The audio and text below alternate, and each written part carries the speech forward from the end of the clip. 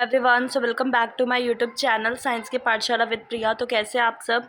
I hope आप सब बहुत अच्छे होंगे, बहुत अच्छे से आप लोग की पढ़ाई भी चल रही होगी।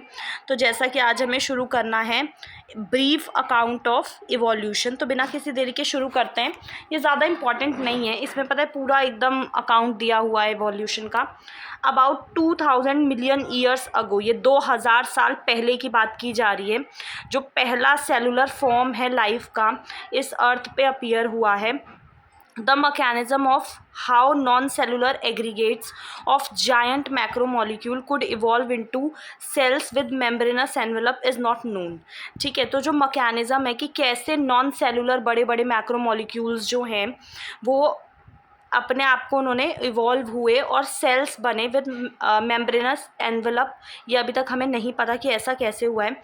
सम ऑफ दीज सेल्स, इन सेल्स में इतनी एबिलिटी थी कि ये ऑक्सीजन रिलीज़ कर सकते थे and the reaction could have been similar to the light reaction। ठीक है, जो फोटोसिंथेसिस में लाइट रिएक्शन होती है जिसमें पानी जो है वो टूटता है with the help of solar energy जो कैप्चर्ड की जाती है, और लाइट हार्वेस्टिंग पिगमेंट के बारे में आपने पढ़ा होगा ज़रूर, 11th क्लास में ये है।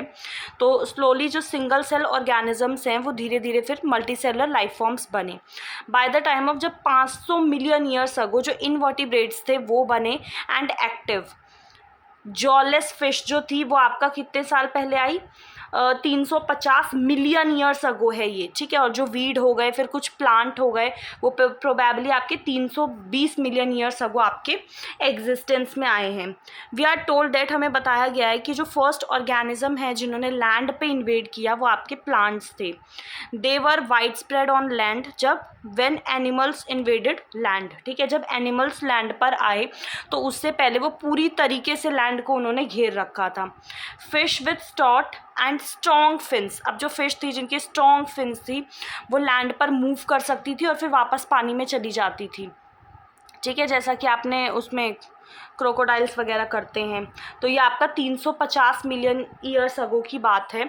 In 1938 a fish caught in South Africa happen to be coelacanth, जो कि आपका अब एक्सटिंक्ट हो गई है। ये जो एनिमल्स हैं इनको हम लो फिन्स कहते थे। Evolve into the first amphibian, जो कि आपका लैंड और वाटर दोनों में रहते थे। कोई स्पेसिफिक स्पेसिमेन नहीं है इनका भी हमारे पास, हालांकि इनको माना जाता है कि आज के जो फ्रॉग हैं और जो सैलमेंडर्स हैं उन्हीं के ये एंचेस्टर माने जाते हैं। अब जो एम्फीबियंस हैं वो आपका इवॉल्व हुए हैं into reptiles. They lay thick shelled egg which do not dry up in sun, जैसे कि बाकी एम्फीबियंस के अंडे होते हैं उनकी तरह ये नहीं होते। Again we only see their modern day descendants, तो जो टर्टाइल हो गए, टॉर्टॉइज हो गए, क्रोकोडाइल हो गए। इन नेक्स्ट 200 मिलियन ईयर्स और सो जो रेप्टाइल्स हैं of different shapes and sizes वो आपका पूरा अर्थ पे फैल जाएंगे। जो जायंट फॉर्म्स है जिसमें आपके टेडोफाइट्स हो गए were present, but they all fail to form coal deposit. धीरे धीरे धीरे धीरे वो आपका कोल्ड डिपॉजिट्स उनने बना दिया है। Some of these land reptiles वापस से पानी में चले गए हैं और फिश में इवॉल्व हो गए हैं लाइक रेप्टाइल्स।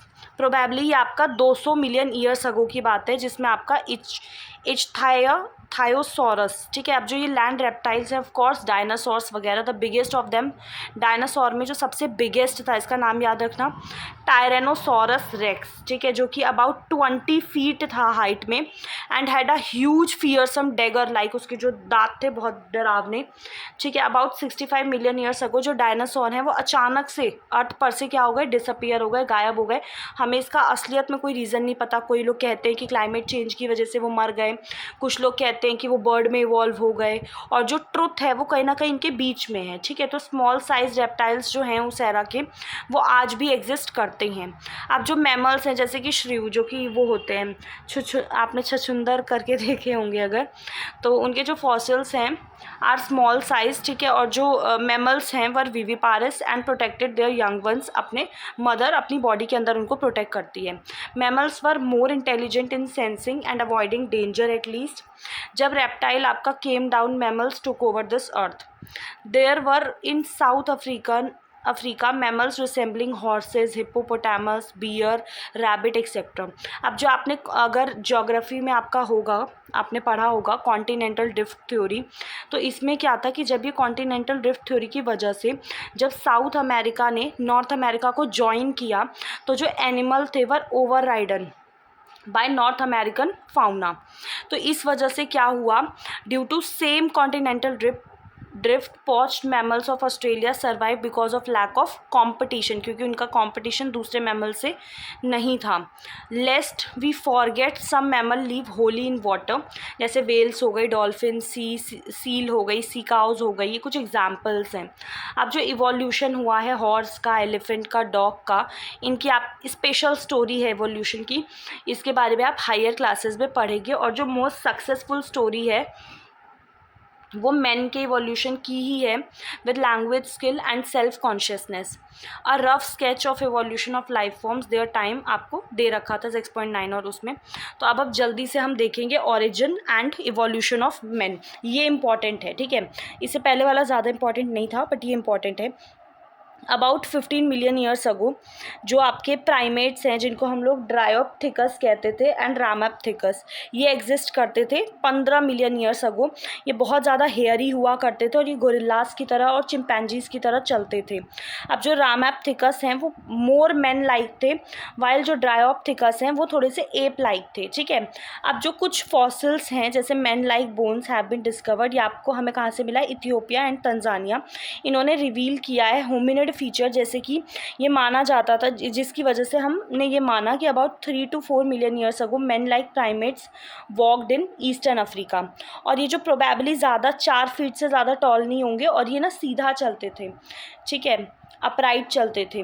और 2 मिलियन ईयर्स अगो ऑस्ट्रेलोपिथेकन्स प्रोबेबली आपके कहाँ थे, ईस्ट अफ्रीकन ग्रासलैंड में। और जो एविडेंस ने हमें दिखाया है कि they hunted with a stones weapon का यूज़ करते थे, बट असेंशली ये खाते क्या थे, फ्रूट्स। कुछ जो बोन्स हैं among the bone discovered but different. ये जो क्रिएचर हैं was called first human like being the hominid and इनको हमने होमो हैबिलस बोला था। इनकी जो ब्रेन कैपेसिटी होती है वो 650 से 800 सीसी होती है, ठीक है। ये प्रोबेबली जो है ये मीट नहीं खाते हैं। और जो फॉसिल हैं वो हमें जावा में 1891 में मिले, जिन्होंने रिवील किया है द नेक्स्ट स्टेज जो होमो इरेक्टस हैं, ठीक है। ये आपका 1.5 मिलियन ईयर्स अगो। अब जो होमो इरेक्टस है उनका जो ब्रेन है लार्ज ब्रेन है जिसकी कैपेसिटी 900 सीसी है। अब अगर इसके बाद देखें तो होमो इरेक्टस प्रोबेबली मीट खाया करते थे। अब जो निंदरथल हैं, ये जो मैन है, इनका ब्रेन साइज 1400 सीसी है और ये आपका कहाँ रहते थे, near east and central Asia, between 1 lakh से 40,000 ईयर्स बैक की बात कर रहे हैं हम। ये हाइट्स का यूज़ करते थे, अपनी बॉडी को प्रोटेक्ट करते थे और अपना जो डेड वगैरह है उनको नीचे दबा देते थे। होमोसेपियंस जो हैं वो आपका अफ्रीका में हुए हैं और फिर वो बाकी कॉन्टिनेंट्स में उन्होंने मूव किया है और अलग अलग उन्होंने रेस बनाई है। ड्यूरिंग जब आइस एज चल रहा था जो कि 75,000 से 10,000 ईयर्स अगो, जो मॉडर्न होमोसेपियंस है वो तब आए हैं। अब जो pre historic cave art develop about 18,000 साल पहले। One such cave paintings by pre historic human, ये आप भीमबेटका का नाम आपने बहुत सुना होगा, जो कि आपका रायसेन डिस्ट्रिक्ट मध्य प्रदेश में है अगर आपने हिस्ट्री पढ़ा होगा तो। एग्रीकल्चर 10,000 साल पहले आया है। Human settlement started. और जो रेस्ट जो भी हुआ है वो आपका ह्यूमन हिस्ट्री का पार्ट है, कैसे कैसे सिविलाइजेशन डिक्लाइन हुई, क्या हुआ, ठीक है। तो अब आप यहाँ पर अगर देखेंगे तो आप कंपैरिजन कर पाएंगे ये जो लगभग आज के और फिर ये पहले के, फिर ये इनका कैसे कैसे डेवलपमेंट हुआ है आप वो देख सकते हैं, ठीक है। So thank you so much, अपना ध्यान रखिएगा। और इनका आप क्या कीजिएगा ना, एक मतलब जैसे लिख के होमो इरेक्टस, नेंडरथैल, इनका सीक्वेंस बना के मेन पॉइंट्स लिख के इनको आप प्रॉपर नोट्स बना लीजिएगा। थैंक यू सो मच, अपना ध्यान रखिएगा। तो नेक्स्ट चैप्टर हम नेक्स्ट क्लास में शुरू करेंगे। मुझे भी पता है ये चैप्टर बहुत ज़्यादा बोरिंग और बहुत ही गंदा चैप्टर था, मतलब पढ़ाने में भी कोई इंटरेस्ट नहीं, और तो आप प्लीज़ थोड़ा सा मैनेज कर लीजिएगा। थैंक यू सो मच, अपना ध्यान रखिएगा।